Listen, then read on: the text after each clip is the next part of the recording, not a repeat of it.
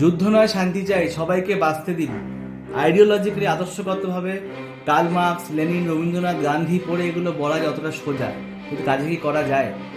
Especially when you are dealing with a terrorist state, an absolute sham and disgrace in a civilization like a Pakistan, I think the answer is a big no.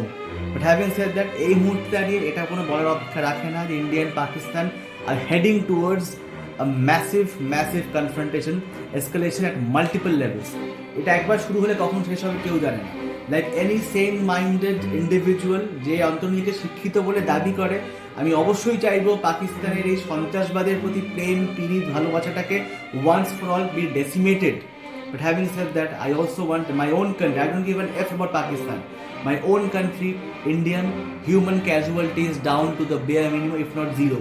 জানি অলিক কল্পনা, শূন্য হয়তো সম্ভব হবে না when two countries are war situation, but কি বলছি, অলিক কল্পনা করতে কোনো বাধা নেই। আবার বলছি, যারা ফেসবুকে যে যুদ্ধ বলে চেঁচাচ্ছেন, একটু নিজেদের সেন্সটাকে কাজে লাগান। যুদ্ধ হলে সাধারণ মানুষের ক্ষয়ক্ষতি যে কী পরিমাণ হবে, দেশের সেনাবাহিনী আপনাদের চেয়ে অনেক ভালো জানেন।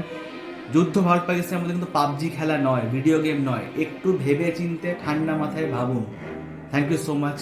Late scientific prevail, truth prevail, and let Pakistan be taught a lesson of the lifetime. Bye bye.